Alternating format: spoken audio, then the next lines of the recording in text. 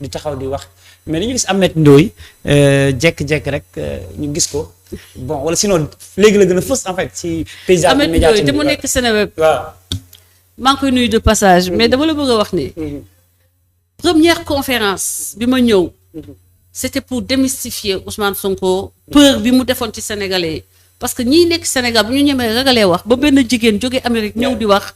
xanaa ngeen war a takk seen fit. jàkkaarloog Ousmane Sonko. da nga doon def benn point de presse pour wax. mais may def conférence de presse au Café de Rome.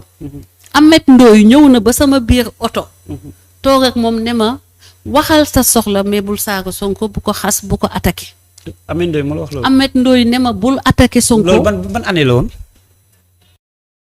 mais 2021. 2021 bi Ameth Ndoye moo ñëw. c'était en juin 2021. ni la bul attaqué Ousmane Sonko. bul attaqué Ousmane Sonko Sonko. waxoon la loolu. mais parce que Ameth Ndoye moment boobu mais je pense que il avait de bonnes relations avec Ousmane Sonko. Je pense que ñoom dañoo am sax des relations personnelles.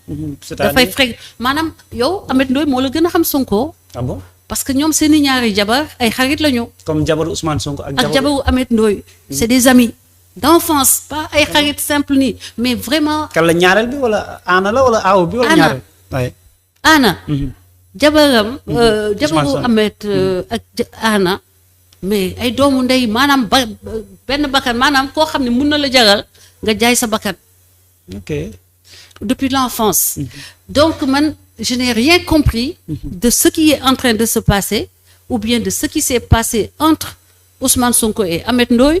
wala entre les deux familles. mais en tout cas radicalisation bii man daf ma surprendre parce que je tombe des nues parce que Ameth m'a même attaqué. ouvertement et je pense que li ma doon combattre Sonko moo taxoon mu defal ma attaques yoo xam ni des attaques mais vraiment très violentes et injustifiées.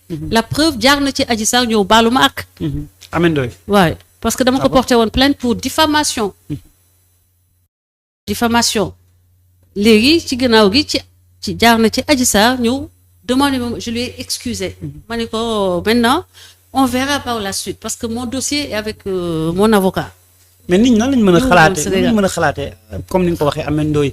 ngay def point de presse mu ne la bul attaqué Ousmane Sonko jabaram ak Anna jabar Ousmane Sonko ay amis d'enfance lañ ay xarit benn bakkan lañ. mais absolument mais Ameth nee na attaqué wu ko nee na dafay laajte ay questions lay posé jàpp nañ voilà. mais c'est son droit hein. c'est son droit c'est un citoyen sénégalais. day observé la bëgg a wax. mën na évoluer parce que man amoon na temps may xeex président Macky Sall. am temps. ma nekk di jàppale président Macky Sall. donc nit ñi ne sont pas figés dans le temps. les perceptions les convictions ne sont pas des choses figées. mën na fluctuer selon. constellation. xam nga. protagonistes yi les intérêts les enjeux du moment les projets et cetera et les aspirations. mais yow dafa la jaaxal en fait. waaw ça je ne comprends pas trop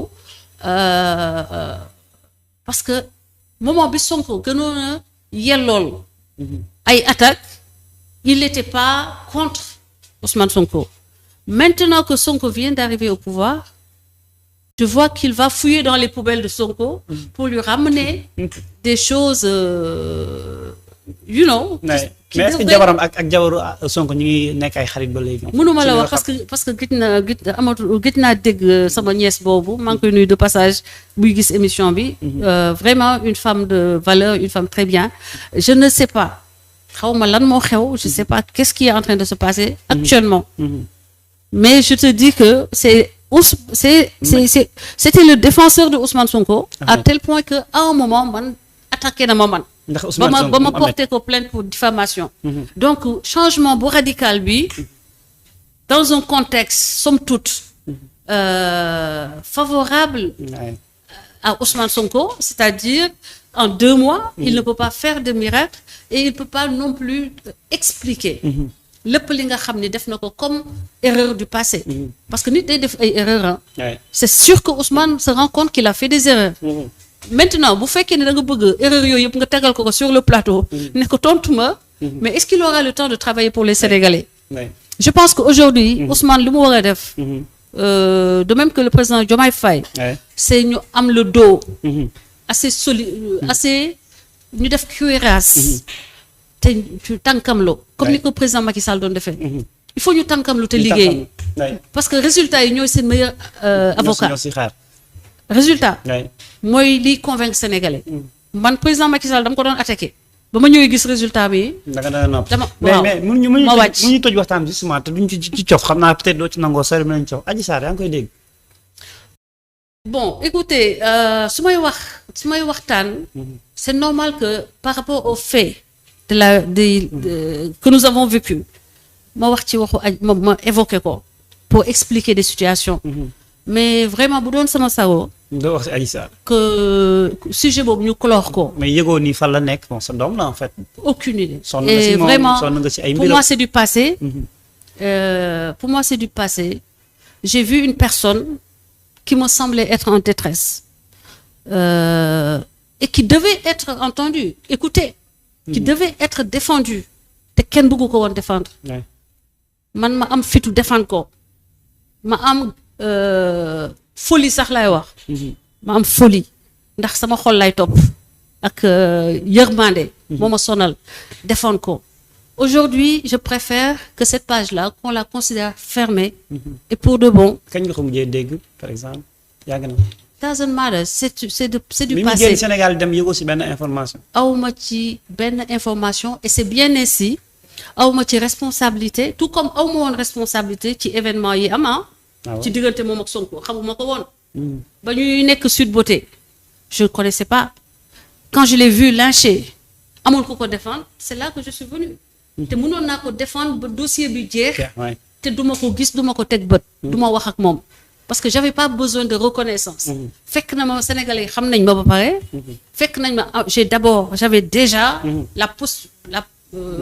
la densité parce que jàng densité intellectuelle bi école laa ko jëlee ak formation ak li ma liggéey au sein de l'État donc amul lu ma apporter par contre elle avait besoin mu am au moins benn nit qui soit folle assez comme moi qui accepte de la prendre et de dire que elle doit parler amoo ay regret si jàppale bi nga doon jàppale Adji Sarr amoo ci ay regret maintenant xam nga lu tax duma ci am regret parce que c'est un combat de principe du moom laa doon xeexal en réalité sama réew laa doon xeexal à travers le fait que les femmes n'avaient pas le droit de vivre un déni de justice aussi flagrant lié à la dimension de l'homme incriminé ça aurait été fatal pour les droits des femmes pour la liberté aussi et les droits yi nga xam ne constitution jox na ko képp koo xam ne sénégalais la am nga droit bu ñu la tooñee waay